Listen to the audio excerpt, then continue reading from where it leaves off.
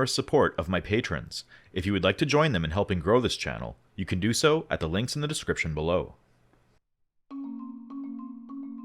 In Capital Volume 1, Karl Marx criticizes classical political economy for describing the origins of the capitalist mode of production through the concept of so-called primitive accumulation. He argues that this term falsely assumes the distinction between worker and capitalist arises from the personal traits or moral capacities of individuals. According to classical political economy, the capitalist is a rational miser, thrifty, productive, and disciplined, while the worker is portrayed as irrational, lazy, and wasteful, spending money on consumption rather than investing in production. But Marx rejects this account as bourgeois mystification, arguing that the historical process of primitive accumulation did not unfold in a vacuum or on some Robinson Crusoe island. Instead, it emerged violently from the collapse of feudalism, and once we move beyond the imagination of bourgeois political economy, the real history of primitive accumulation becomes clear. The capitalist mode of production was born through the forceful expropriation of the peasants from the land, the severing of workers from the means of production, and the growing dependence of the laboring class on the wage system for survival. Marx maintains that primitive accumulation was not a single event, nor was it limited to Western Europe. It is an ongoing process, extended and intensified through colonial expansion, enclosure, and systemic violence. The destruction of traditional economies, the privatization of common lands, and the coercive power of the state are still evident in societies transitioning from tradition to capitalism to this very day. The imperialist violence of dispossession and exploitation, past and present, confirms that capital enters the world, as Marx said, dripping from head to toe, from every pore, with blood and dirt. While Marx and Engels powerfully outline the laws of capitalist motion, the rise of the bourgeoisie, and the violent dispossession of the peasantry, they offered only fleeting insights into questions of the family, the subjugation of women, and the reproductive labor that underpins all production. Engels' text on the origin of the family, private property, and the state laid an important theoretical foundation in this regard, but left many questions unresolved. Silvia Federici argues that one such overlooked dimension is the role of the witch hunts in primitive accumulation. In her book Caliban and the Witch, she contends that the transformation to capitalism involved not only land enclosures and colonial conquest, but also the restructuring of reproductive labor, the criminalization of women's autonomy, and the mass persecution of tens of thousands of witches. Far from being irrational remnants of feudalism, these witch hunts were central to forging the new capitalist and patriarchal order. As Federici says, the persecution of witches was the first step in a capitalist attack on women's bodies. According to her, any historical materialist theory of capitalism's origins remains incomplete if it does not account for the brutal repression and execution of proletarian women during its rise. Federici's analysis complements the work of Wally Secombe, whose A Millennium of Family Change examines the family as both shaped by and shaping economic transformations. One of Secombe's most important theoretical contributions is his insistence that the family should be understood as a fundamental component of the economic base of capitalist society. While Marx's base superstructure model has often led to the assumption that the family belongs to the ideological superstructure, Secombe argues that the production of labor power, a core element of the base, depends on the reproductive labor performed by women. In this sense, women's reproductive capacities are themselves forces of production, and the patriarchal family relations through which they are organized are part of the relations of production. Marx analyzed the production of commodities, but Secombe and Federici urge us to extend this analysis to include the production of producers themselves. Historically, the family has always been a site of economic activity, but under capitalism this labor becomes obscured. Women's unpaid domestic work becomes naturalized, feminized, and essentialized. Their bodies are redefined as reproductive machines that naturally supply the workforce. Marx's focus on industrial production meant that he largely overlooked the gendered structure of reproductive labor, and he often operated with the conceptual boundaries inherited from classical political economy when defining concepts such as value, labor, and production. Historical materialism's shortcomings in systematically theorizing the family, reproductive labor, sexuality, and demography has often led to ceding this terrain to Malthusian or Freudian frameworks that reinforce bourgeois ideals of gender, family, and population control. A Marxist analysis that recovers these questions is therefore not merely revisionist, but part of a broader struggle to deepen and strengthen historical materialism in the face of bourgeois ideology. Within this intellectual class war, women's voices and histories have been profoundly marginalized. The witch hunts have often been dismissed as relics of feudal superstition rather than recognized as mechanisms of capitalist statecraft. The construction of women as naturally suited for domestic care has often become so normalized that it appears self-evident. But we must ask, who benefited from the destruction of women's knowledge and power? Who gained from their silencing and subjugation? Why were so many women burned at the stake? And what kind of world was built on their ashes?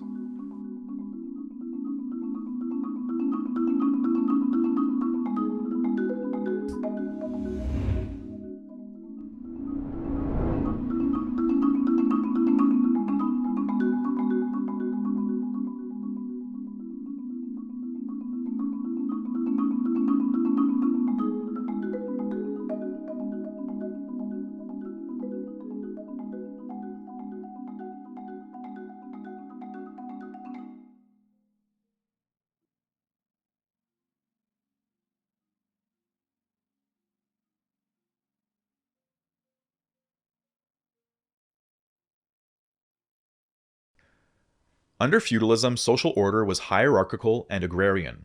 Around 80% of the population were peasants and serfs, who supported a landlord class legitimized by the monarchy and the church.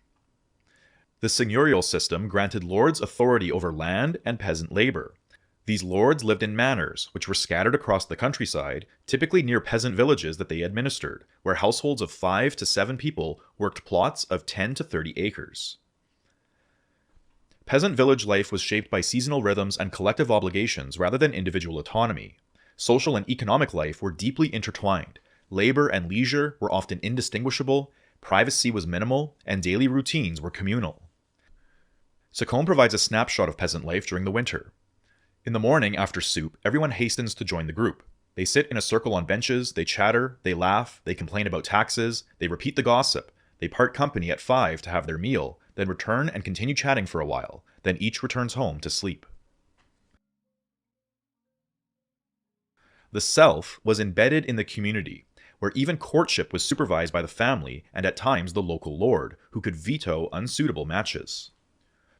Marriage was both a reproductive and economic institution. Inheritance practices reflected a gendered valuation of labor, where sons inherited land and economic assets, while daughters required dowries, which were often seen as liabilities. Medieval dowries, known as the dot system, replaced earlier Germanic bride price customs as a means of regulating land tenure and labor continuity.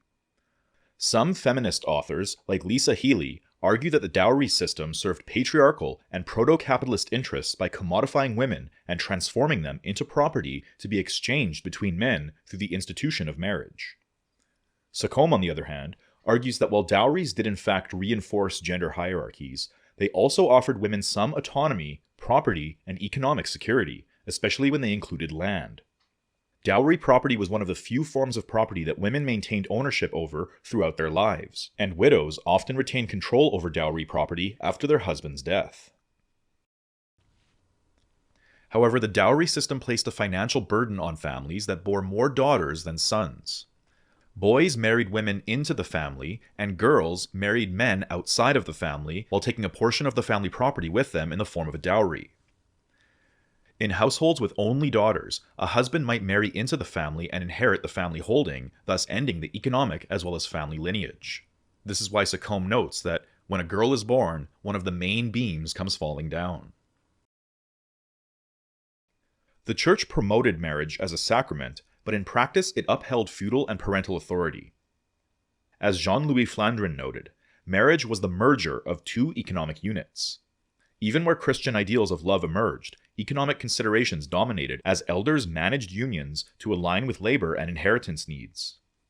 Premarital sex was discouraged, but not heavily policed. Many young couples engaged in intimacy in empty houses, common spaces, or open fields. Roughly half of all women had lost their virginity before marriage, and about a quarter were pregnant at their weddings. The dominant household form within the peasant village was a stem family, which included 3 generations living together. As grandparents passed away, households would shrink to 4, then grow again with new births. Historians who point to 4-person households as evidence of the nuclear family's universality overlook the full life cycle of peasant families, which demonstrates that roughly 50% of households at any given time contain 6 or more members from 3 generations. Within the peasant household, gender roles were distinct but interdependent. Women managed the inner economy of domestic work, while men handled the outer economy of field labor and trade. Despite legal subordination, women's labor was essential and often seen as equal in value to men's. As Federici writes, in the feudal village no social separation existed between production of goods and the reproduction of the workforce. Women worked in the fields in addition to raising children, cooking, washing, spinning, and keeping an herb garden. While women's labor sometimes extended beyond the home, to markets, land management, and legal affairs, men rarely participated in domestic work. The home was thus a site of women's production, women's knowledge, and women's empowerment. Herbal remedies, recipes, and caregiving practices were passed down through female networks by one generation to the next. This gendered interdependence between men and women often gave women real power. Widows, in particular, frequently inherited their husband's land, managed the household, and often chose not to remarry in order to preserve control over property. In some regions, up to 55% of land transfers went to widows, and children often discouraged their mothers from remarrying in order to safeguard their inheritance. Widowers, by contrast, typically remarried quickly, as they struggled to manage without a wife. As Secombe notes, a man could not manage a holding productively without his wife as his full-time co-worker. This contrast underscores the essential role of women under feudalism as co-producers and not merely as domestic caretakers.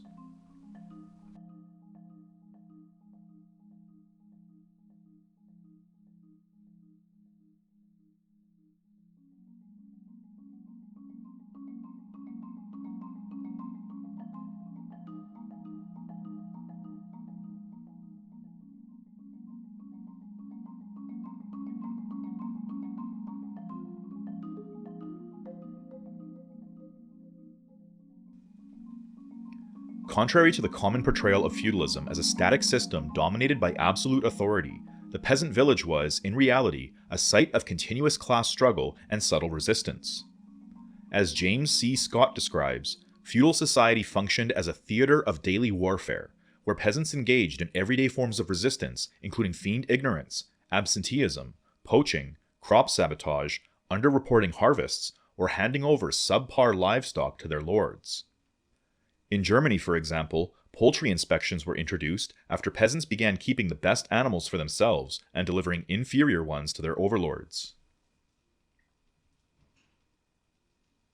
As noble extravagance became increasingly visible, popular grievances intensified. These tensions eventually erupted into collective actions as large segments of the rural poor organized or joined rebellions. One of the earliest responses to these conditions emerged in the form of the millenarian movements of the 12th and 13th centuries. Composed largely of landless peasants, newly proletarianized laborers, sex workers, and defrocked clergy, these groups envisioned a future egalitarian society born of divine upheaval, often framed as an impending apocalypse. Although the millenarians condemned feudal inequality and imagined a world without hierarchy, their visions were diffuse and lacked organizational coherence required to enact systemic change. In contrast, the heretical movements that emerged alongside and evolved from millenarianism, such as the Waldensians, Bogomils, and Cathars, offered more structured strategic opposition to feudalism and ecclesiastical authority. These groups reinterpreted Christian doctrine to denounce clerical corruption, condemn materialism, and advocate for spiritual and social equality. Unlike the millenarians, they developed coherent doctrines, disciplined communities, and alternative institutions rooted in collective ownership, moral austerity, and charismatic leadership. The Cathars of southern France, for example, active between the 11th and 13th centuries, were especially radical, rejecting all forms of violence, whether military, judicial, or economic. They were an anti-natalist movement that opposed marriage, childbirth, and even meat consumption. Drawing influence from the bogomils of Eastern Europe, the Cathars viewed the material world as inherently corrupt. Therefore, their anti-natalist stance did not reject life itself, but rejected producing life under a system that they saw as spiritually bankrupt and fundamentally oppressive. Many of these heretical movements practiced gender equality not just as a doctrine, but as a lived principle. Women frequently held positions of spiritual and communal authority as preachers, healers, and leaders, roles denied to them in both the church and broader society. These heretic communities therefore provided early models of egalitarian gender and class relations, often serving as precursors to later revolutionary movements. The growing consciousness of the peasantry came to a head in several notable uprisings throughout the 14th century, including the Flemish revolts from 1323 to 1328, the Chompy rebellion in Florence in 1378, and the English Peasants' Revolt in 1381. Each of these uprisings reflected a rising political awareness among the lower classes. During the English Revolt, for example, John Ball famously declared that nothing will go well in England so long as there will be gentlemen and villains. Among these rebellions, the Chompy uprising stands out in particular. Led primarily by wool workers and disenfranchised artisans, it briefly established a semi-proletarian government in Florence, and in many respects foreshadowed the Paris Commune of 1871, one of the rare occasions in medieval Europe where the urban poor seized control over state power. Although diverse in theology, composition, and political strategy, these movements revealed the persistent undercurrent of resistance embedded within feudal society.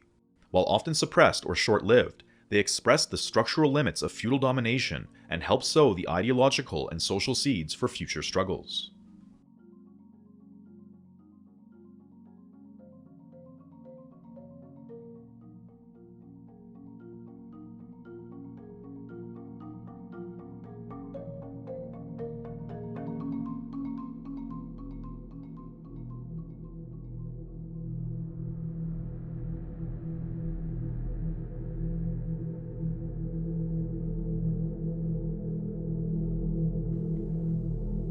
The Black Death, which swept through Europe between 1347 and 1351, was the most devastating pandemic in European history, claiming the lives of roughly 1/3 of the population. Its impact fell disproportionately on the peasantry and urban poor, with consequences that were transformative. Fields lay fallow, villages were depopulated, and many family plots were left without male heirs or abandoned altogether. For those who survived, the post-plague years ushered in a rare moment of peasant empowerment. With labor in short supply and land newly abundant, the traditional balance of class power tilted, if only temporarily, in favor of the lower classes. As Wally Secombe notes, the Black Death and its subsequent plague outbreaks rendered labor scarce and arable land abundant. The peasants were not slow to seize the initiative. Many peasants were now able to demand lower rents, higher wages, and improved living conditions. In England, wages rose sharply, and travel allowances were even introduced for transient workers. Some historians have even described this period as the golden age for the European worker. The demographic collapse also reshaped family structures and traditional inheritance customs. With entire kinship networks extinguished, feudal lords could no longer impose strict control over marriage or dictate property transmission. The weakening of feudal authority and rigid patriarchal oversight created new spaces of autonomy, particularly for women, who gained greater control over marriage and reproductive choices. But despite these social and economic gains, population recovery was slow as marriage rates declined, birth rates dropped, and more women began to marry later in life towards their mid to late 20s. While fertility rates fell, life expectancy rose, resulting in more people alive at any given time. For Secombe, this demographic shift is best understood as a product of the relative economic improvements achieved by the peasantry, especially by women, in the aftermath of feudal decline. By 1450, Europe's population had recovered to pre-plague levels, and by 1500 it began to surpass them. Epidemics still took their toll. Losses of a fifth to a third in 1 year were commonplace in cities, but such flare-ups were now localized. The continental sweep of the Black Death's first scourge never reoccurred.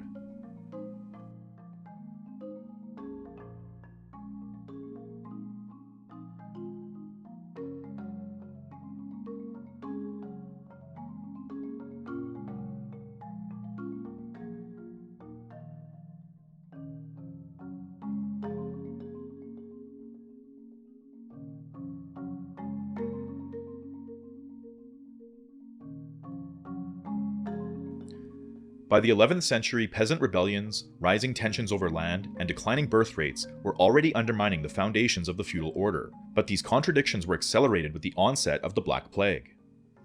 To make up for lost productivity, lords intensified the exploitation of labor while gradually inflating rent and taxes.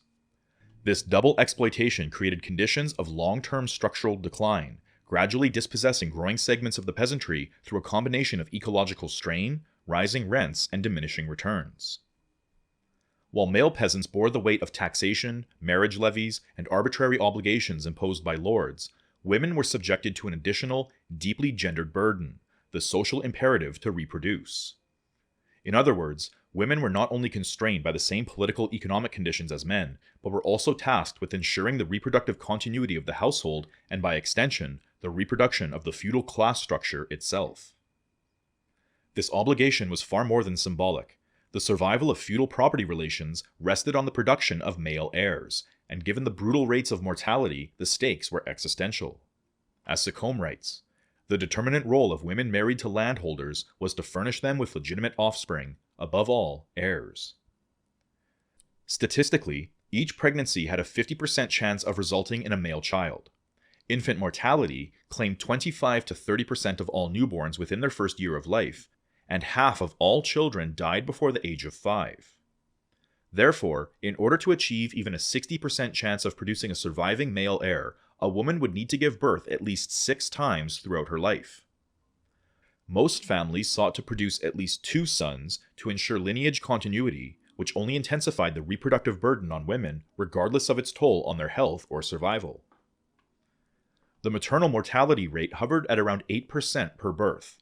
This meant that the average woman, giving birth at least 6 times throughout her life, faced an accumulated 48% chance of death in order to fulfill the reproductive demands of the feudal household. In cases where multiple sons survived, inheritance disputes were common and often destabilizing. Sibling rivalry frequently became intolerable, and the great majority preferred to take their chances and leave. Many younger sons, denied land and cut out of inheritance, left their villages to become cottage laborers, vagabonds, or members of a growing landless underclass. Over time, this displacement gave rise to a semi-proletarian population structurally disconnected from the land. Despite the great contributions of women's reproductive labor to the continuity of feudal society, the system remained inherently fragile. Even under ideal conditions, 40% of men died without producing a male heir. This reproductive instability exposed a core contradiction of the feudal system. The ceaseless demand to reproduce the labor force and secure hereditary succession was increasingly incompatible with the material limitations of land, fertility, and the household economy. As demographic pressures mounted, the village hierarchy became more polarized. As Secombe notes, the swelling of their ranks came entirely from above, while a class of land-poor cottagers piled up at the bottom of the village pyramid.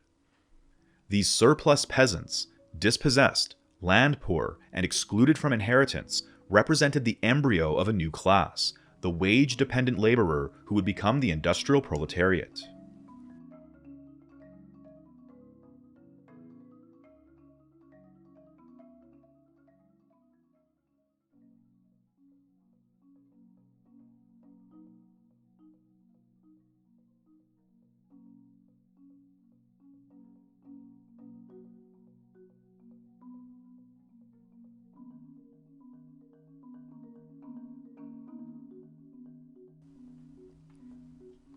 The collapse of feudal society was not a passive process. It was accelerated by rebellion, resistance, and widespread upheaval. And in the aftermath of the Black Plague, a newly empowered peasantry began to assert itself with increasing confidence. In many regions, peasants attacked manorial estates, destroyed feudal records, and refused to pay taxes. By the 15th century, the English feudal system had effectively disintegrated. The nobility, witnessing their loss of control, voiced their frustration. As one observer bitterly complained, "The peasants are too rich and do not know what obedience means." In an attempt to reassert authority, landlords turned to the enclosure movement, a strategy with two principal aims. First, the enclosure of common lands deprived peasants of access to shared agricultural resources, effectively undermining their subsistence base and forcing them into a dependency on wage labor or migration, sparking widespread resistance across Europe. Second, landlords shifted from labor-intensive agriculture to sheep farming, a more profitable and less labor-dependent form of production driven by the rising industrial demand for wool. As landlords increasingly distanced themselves from rural life, rent collection transitioned from in-kind dues to cash payments. Peasants, once required to produce food for the lord's consumption, were now forced to sell goods in the market to pay monetary rents, further integrating rural economies into emerging capitalist circuits. The enclosure movement uprooted peasant families from the land that they had occupied for generations. Dispossessed peasants were pushed into marginal lands where they established cottage households that increasingly relied on domestic production. Contrary to the common narrative that industrialization began in urban centers, this early phase, known as Proto-industrialization, originated in the countryside. These households used simple tools and other implements to produce goods for the market, often operating within an informal network of mutual aid and community solidarity. During this transition, as agriculture became less viable, peasant families supplemented their livelihoods with part-time wage labor and small-scale textile production.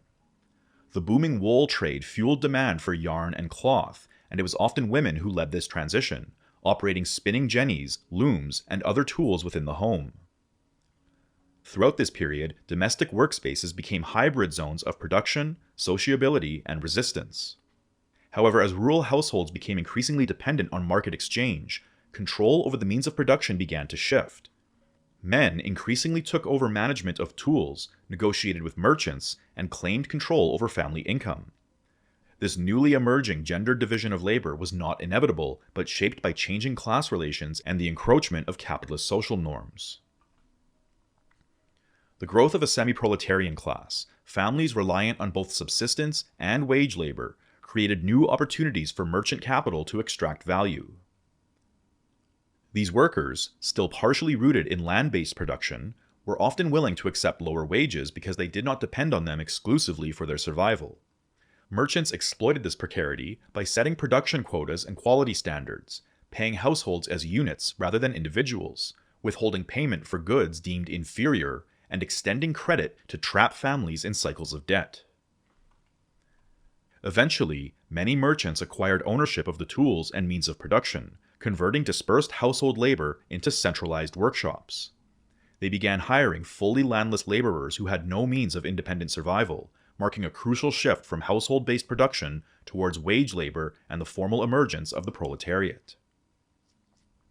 Yet this transformation was met with deep resistance.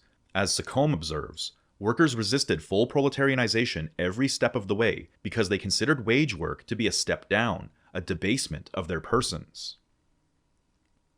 The rise of the proletariat was therefore not the result of a natural evolution or technological inevitability, but a process of coercion, dispossession, and struggle. The peasant family, once a relatively autonomous unit of production, was increasingly subordinated to the rhythms of capital, transformed into a nucleus of labor extraction within the emerging capitalist system.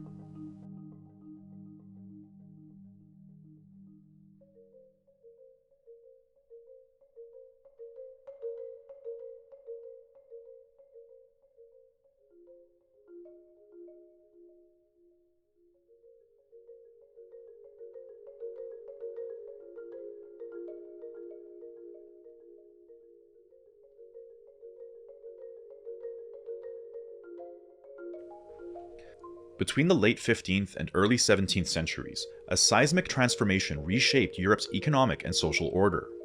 As agricultural production gave way to emerging forms of industrial labor, increasing numbers of peasants were drawn off the land and into expanding circuits of market exchange. This proto-industrial shift began in England and gradually radiated outward across much of Western Europe.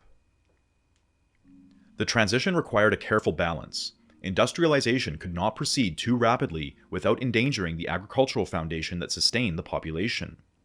As more peasants entered the wage labor system and moved into towns or engaged in domestic production, fewer remained in food production, raising the specter of scarcity and famine. To compensate, England, which was fast becoming the manufacturing core of Europe, increasingly relied on imported grain, particularly from more agriculturally oriented regions like France. This emergent international division of labor both bolstered England's industrial lead and laid the groundwork for new forms of continental economic interdependence. The most immediate and devastating consequence of this transformation, however, was the onset of the price revolution, a prolonged period of inflation, especially in food prices. Where grain had once been distributed through feudal obligations and customary rights, it was now circulated through market channels, subject to the profit motive of landlords and grain merchants. Between 1500 and 1600, grain's price rose from 500% in England, 379% in Belgium, and 651% in France. While prices soared, wages remained stagnant or even declined. In Spain, for example, real wages fell by 30%, and in Lyon, the buying power of a wheat wage dropped to half its original value between 1500 and 1597. Working families, crushed by this erosion of purchasing power, were forced to abandon meat consumption, subsisting almost entirely on bread. This was not a dietary preference, but an economic necessity, driven by rising prices, increasing taxation, and higher rent demands from landlords eager to cash in on market expansion. By the 17th century, these pressures had reshaped class structures altogether. A growing proportion of the peasantry had been displaced from the land, reduced to landless cottage dwellers, dependent on wage labor, craft production, or informal subsistence. In some regions, nearly half of the peasantry had been pushed into this type of precarious position. In England, it is estimated that around 30% of the population now relied on market-based subsistence rather than access to land. These landless laborers, the early proletariat, were increasingly known simply as the poor. Their living conditions deteriorated rapidly as they were crowded into households and compelled to work under increasingly hazardous conditions.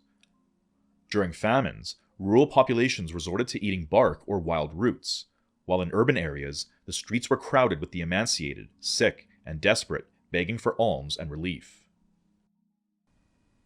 The price revolution was thus not merely an economic episode, it was a turning point in the history of social reproduction, class power, and human suffering. It marked the consolidation of capitalist domination over everyday life, shifting the balance of power decisively in favor of the landlords and capitalists.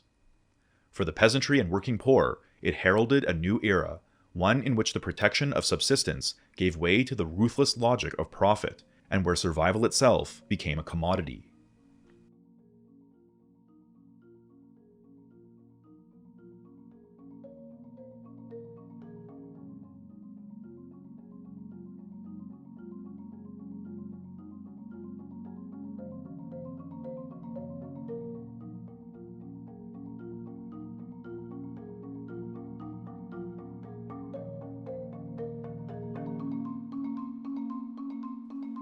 The moral economy of the working class, once grounded in expectations of fair prices and communal access to food, was decisively shattered during this period.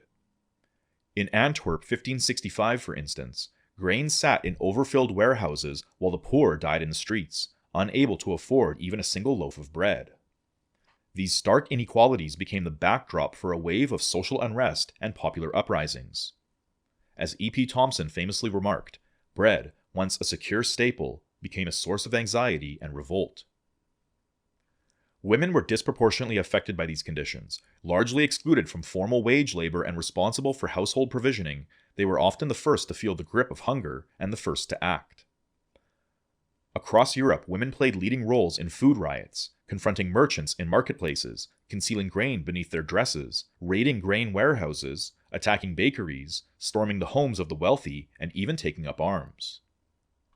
These were not isolated incidents of desperation, but collective responses rooted in long-standing traditions of communal justice and moral entitlement to subsistence. This era witnessed the general explosion of popular uprisings across Europe, many of them in direct response to food scarcity and widening inequality. Between 1530 and 1670, France alone experienced over 1,000 localized revolts, many led by peasant women. These uprisings revealed a growing sense of political agency among the poor, as well as the breakdown of the customary frameworks that had previously mediated class relations. One of the most significant political upheavals during this period was the German Peasants' War of 1524 to 1525, the largest mass revolt in Europe before the French Revolution. It was driven by a potent blend of economic hardship, anti-feudal grievance, and religious radicalism. Serfs, landless laborers, artisans, and radical clergy, including figures like Thomas Müntzer, rose up against their lords, demanding freedom from feudal dues and the redistribution of land. The revolt was suppressed with extraordinary violence, with an estimated 300,000 peasants killed, and those who survived facing brutal reprisals. In the aftermath of this failed revolution, another dramatic episode unfolded in the city of Münster between 1532 and 1535. There, a group of radical Anabaptists, led by Bernard Rothman, J. Matthees, and John of Leyden, seized control of the city and proclaimed it the New Jerusalem. They abolished private property, mandated adult rebaptism, and attempted to establish a theocratic commune based on communal ownership and spiritual equality. Although short-lived, the Münster Rebellion became an enduring symbol of how religious fervor and economic desperation could fuse into revolutionary politics. Like the Peasants' War, the Münster Commune was ultimately crushed by overwhelming military force, yet both uprisings embodied the intensifying discontent of Europe's poor, the emerging political consciousness of the peasantry, and the transformative potential of revolt in a context of deepening hunger and inequality.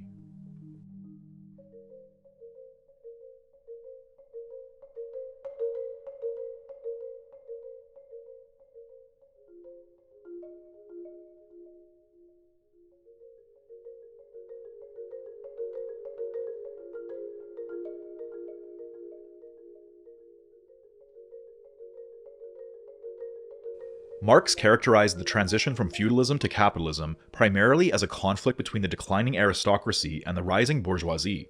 Yet despite their antagonisms, both ruling classes shared a fundamental interest: the control and subjugation of the working class. Even the Catholic and Protestant churches, despite their bitter divisions during the Reformation, found common ground in their efforts to regulate the emerging proletariat, especially in curbing women's reproductive autonomy.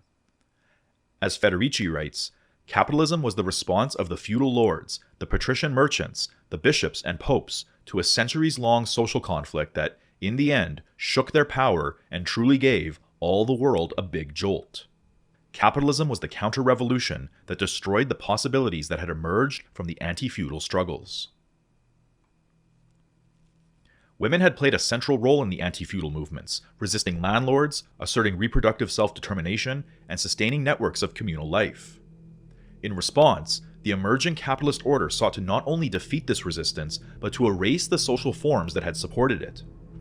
One of the most effective strategies was to divide the proletariat along gendered lines, turning working-class men against working-class women. Sexual violence not only became tolerated, but in some regions institutionalized. In parts of France, for example, rape was effectively decriminalized. As historian Jacques Rousseau has documented, gang rape of proletarian women by journeymen and domestic servants became a ritualized, public form of class aggression. At the same time, brothels were systematically established in urban centers to pacify disaffected men and redirect class rage into sexual domination. Prostitution became a normalized feature of urban life, with solicitation often occurring openly, even in front of churches. This reorganization of gendered relations had both ideological and structural dimensions. Just as land was being enclosed and privatized, women's bodies, once integral to communal life and collective reproduction, were transformed into objects of control. Women became the new commons, to be regulated by men and policed by the church and state. Cultural narratives enforced this shift, where women were portrayed as irrational, emotional, and morally suspect, while men were recast as rational, disciplined, and fit to govern. These transformations deeply fractured working-class solidarity. Dispossessed and disempowered by the loss of land, declining wages, and economic insecurity, many proletarian men sought to reassert control through the subjugation of women. The patriarchal household, organized around marriage, male authority, and female dependency, became a key institution in stabilizing capitalist social relations. Within the emerging wage labor system, male domination over women served not only as a mechanism of personal control, but also as a broader political strategy for re-establishing masculine authority and reproducing class hierarchy in the new capitalist order.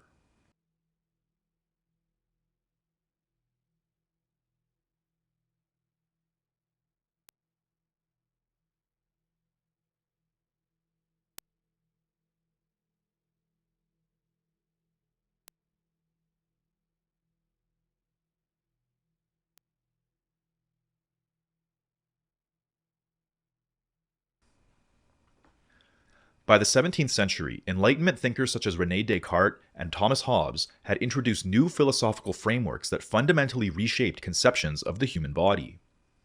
These intellectual developments provided the ideological scaffolding for capitalism's restructuring of labor, reproduction, and social control.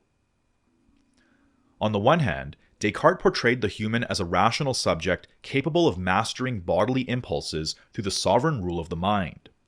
In his dualistic model, the mind governed the body as a monarch rules a nation, where discipline, control, and detachment are virtues.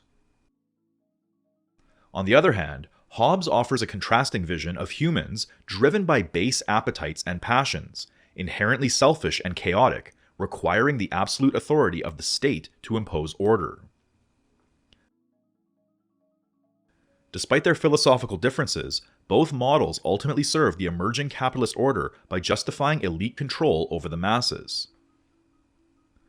Bourgeois ideology appropriated these frameworks selectively. The bourgeoisie were cast in Cartesian terms, rational, self-governing, and disciplined. Their ability to delay gratification, accumulate capital, and govern themselves was interpreted as proof of their natural superiority and fitness to rule. In contrast, the proletariat was framed in Hobbesian terms, irrational, impulsive, and governed by bodily needs, requiring strict discipline from external authorities, the factory manager, the state, or the church. As Federici explains, in the Cartesian model of the person, there is no egalitarian dualism between the thinking head and the body machine, only a master-slave relation, such that the primary task of the will is to dominate the body and the natural world. In Hobbes, the mechanization of the body justifies the total submission of the individual to the power of the state. The rational self was said to be that of a king in the Cartesian model of the person. The mind became sovereign in the new personality. Under this emerging capitalist rationality, the proletarian body was conceived of as a machine, an instrument for the production of value.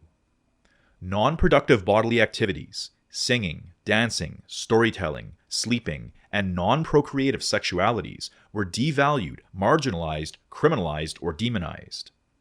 Every part of the body had to be recalibrated to align with the rhythms of labor and productivity, where bodily pleasure, spontaneity, and autonomy were recoded as unproductive or dangerous. The scientific industrial gaze emerged to scrutinize and optimize the laboring body. How many hours could a worker remain awake and productive? How many calories were required to sustain a laborer? What was the minimum amount of rest before output declined? And at what age did the body become inefficient and need to be replaced? Under this regime, the body was stripped of its mystery and treated as a replaceable, measurable, and ultimately disposable appendage to the machine. To enforce this mechanistic, productivity-centered worldview, capitalism also required the suppression of competing cosmologies, particularly magical, animalistic, or holistic worldviews that saw the body and the world as alive with spiritual energy. Magic implied that power could be derived from sources outside of labor and discipline, undermining the capitalist ethic of productivity through toil. Throughout this epistemological transition, even as working-class men were reduced to mechanized laborers, they remained positioned above women and colonized people due to the emerging gendered and racial hierarchies of the capitalist system as well. While not granted full sovereignty like the bourgeoisie, proletarian men were deemed rational enough to govern women, and at the very bottom of the social order were colonial subjects, whose bodies were depicted as even more irrational, sensual, and animalistic, supposedly justifying their enslavement dispossession, and exploitation on a global scale. The reconfiguration of the body in this period was therefore not simply a scientific shift, but an ideological revolution. It legitimized capitalist domination by redefining labor as the highest human purpose, and in the process marginalized bodily pleasure and naturalized social inequality under the guise of reason and progress.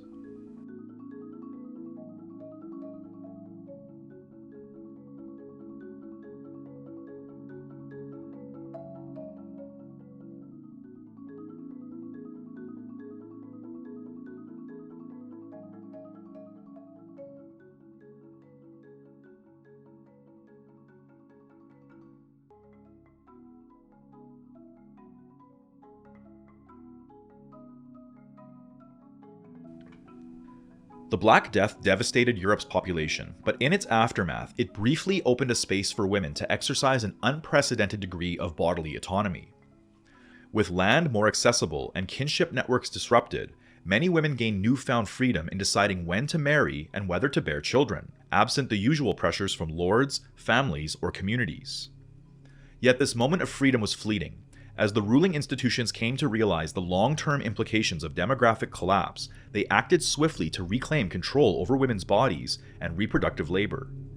Both the church and the emerging capitalist state developed new mechanisms to regulate social reproduction, making women's bodies the central battleground of a restructured class struggle. As the givers of life, women had a unique and irreplaceable form of labor power, the capacity to reproduce the working class. To capital, this made women essential, but also threatening. If women could determine the timing and occurrence of childbirth, they held the potential to disrupt the rhythm of labor reproduction and undermine the stability of the expanding market economy. As Federici writes, this shift marked a new phase of expropriation, not only of land and tools, but of the womb itself. Just as the enclosures expropriated the peasantry from communal lands, so the witch hunt expropriated women from their bodies. Under feudalism, many women had cultivated herb gardens and preserved generational knowledge on subjects like fertility, healing, and contraception. This oral, gendered tradition, grounded in ritual, intuition, and collective memory, formed the basis of women's authority in reproductive and communal life. Midwives, healers, and elderly women administered herbal remedies for menstruation, childbirth, contraception, and illness, functioning outside of institutionalized medicine and grounded in communal trust. For the church and capitalist state to assert control over reproduction, this knowledge system had to be discredited and destroyed. Women healers were rebranded as witches, herbal remedies became sorcery, potions were labeled poisons, and midwives were accused of carrying out abortions or infanticide. The image of the woman as a life giver was inverted. Now she appeared as a threat to life itself. This repression became deeply institutionalized. In France and Germany, midwives and neighbors were deputized to surveil pregnant women, watch for signs of abortion, and report any suspected reproductive crimes. France's royal edict of 1556 mandated the registration of all pregnancies and imposed the death penalty for women who concealed a birth if the child died before baptism. In Scotland, churches accepted anonymous denunciations by placing letterboxes outside their front steps. In parts of Germany, even a mother's insufficient display of affection towards her child could trigger legal punishment. Midwifery itself became criminalized as male physicians, who systematically excluded women from formal medical education, began to replace midwives. The process of giving birth, once a communal, woman-centered experience, was transferred into male-dominated, state-regulated institutions, and over time, gynecology emerged as a patriarchal science, interpreting the female body through the lens of male authority and expertise. When birth control technologies eventually re-emerged centuries later, they were no longer grounded in communal female knowledge, but instead appeared under male control, commercialized, institutionalized, and governed by the very structures that had once violently repressed women's autonomous reproductive practices. This restructuring of reproductive labor was not a peripheral development, but a foundational pillar of capitalist expansion. Capitalism depended not only on the dispossession of peasants from the land, but also on the dispossession of women from control over their own bodies. As Federici powerfully concludes, The witch hunt was a massive destruction of women's power, a way to break the peasant woman's resistance to the new capitalist discipline.